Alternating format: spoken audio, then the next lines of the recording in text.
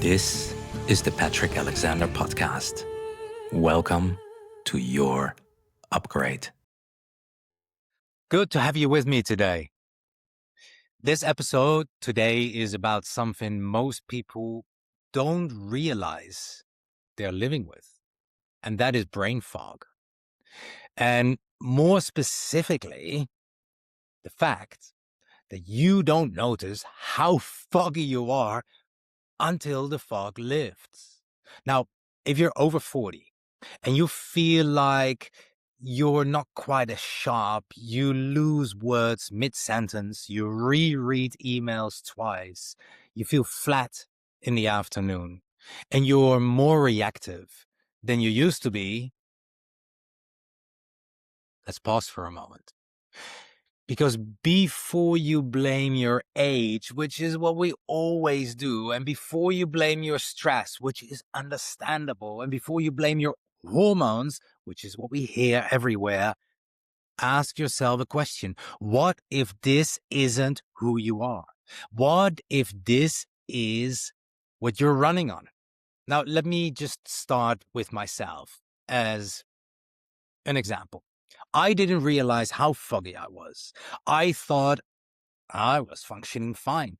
I was working, I was training, I was building my businesses, and I was doing what I needed to do. I assumed this was just normal adulthood, normal aging. Does it sound familiar? Perhaps more responsibility, more pressure, less energy, right? And I compensated. I started drinking more coffee, more pushy, more stimulation. And when I shifted my nutrition, when I moved toward an animal-based, carnivore way of eating, oh my Lord, everything changed. Now, not necessarily dramatically, maybe even more quietly, but my mind became steady. And that is when I realized how unstable it had been. That is what I feel is the dangerous part, because when you're in it, you don't see it. Brain fog isn't a medical diagnosis. It's a cluster of symptoms, really. It's cognitive slowing. It's reduced working memory, fatigue, irritability, inconsistent focus. It's basically instability. And instability has causes. So let's talk about a few of them. Your brain consumes a significant amount of your body's energy. It depends heavily on steady fuel supply. If your blood sugar spikes and it crashes all day, your attention starts to fluctuate as well. Your patience drops, your mood shifts, and your clarity wavers. So ask yourself, how predictable is your energy? Do you feel steady or do you feel stimulated? Do you function or do you ride waves? Because if your fuel is volatile, why would your thinking be stable? Inflammation isn't just joint pain. Systemic inflammation affects signaling in the brain too. It affects neurotransmitters. It affects mood. It affects cognition. And if your body is inflamed, your brain is simply not unaffected.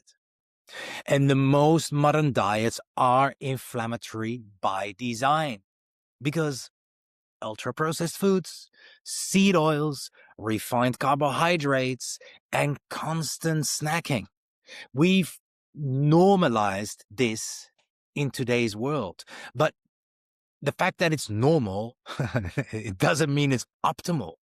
Now, for man, this often shows up as loss of edge, lower drive, irritability, reduced resilience. And for women, especially in their late 30s and their 40s, this shows up as sleep fragmentation, anxiety spikes, emotional volatility, and overwhelm. So they're basically different service symptoms, but they have the same root, which is a dysregulated nervous system. So let's slow down here and ask yourself honestly, what does a normal day of eating look like for you? How many stimulants do you rely on? Coffee? Sugar? Alcohol? Scrolling late at night? They're quite normal, there's already 4. So how often does your mind actually feel quiet? Not entertained, not distracted, but just simply quiet. If your nervous system never stabilizes, why would your cognition? Now, let me be clear. I'm not saying carnivore is a religion. I'm also not saying that everyone must eat exactly the way I do. But when I simplified my nutrition and I started to eat high quality animal protein, stable meals, fewer variables, lower glycemic volatility, 3 things started to happen. My blood sugar stabilized, my inflammatory load reduced, and my decision fatigue around food disappeared. And my brain, oh my God, my brain settled. That's the word. It truly settled. Not euphoric, not hyped, but just clarity. Now, for some people, reducing dietary chaos is enough. For others, animal-based approach becomes the simplest way to create stability. Not magic, but stability. And stability creates clarity. And here is what hit me hardest. I didn't know how bad it was until it was gone. I had adapted downward. I had totally normalized my decline.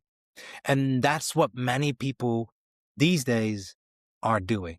You slowly accept, this is just me now. This is just aging. This is just stress. But what if it isn't? What have you slowly accepted as normal? Most people, they say they want clarity, but what they really want is stimulation.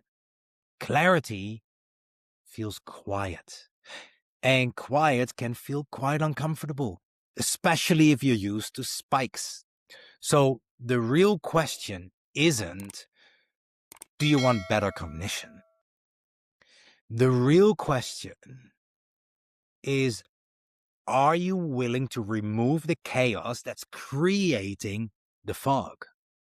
And that's not about a 30-day challenge. It's about building a body and a nervous system you can live in for decades to come. And if your recovery is poor, everything else is just simply noise. If your inputs are unstable, your output will be unstable. But you're not broken.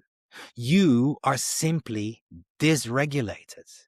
And dysregulation can be corrected, but not while you keep negotiating with the inputs. Change doesn't happen because life gets easier.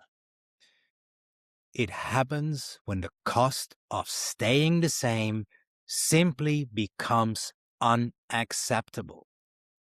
And if you recognize yourself in this episode, I invite you to not react, but to reflect. What are you actually choosing every day? Thank you for watching, and welcome to your upgrade. Thank you for watching the Patrick Alexander Podcast.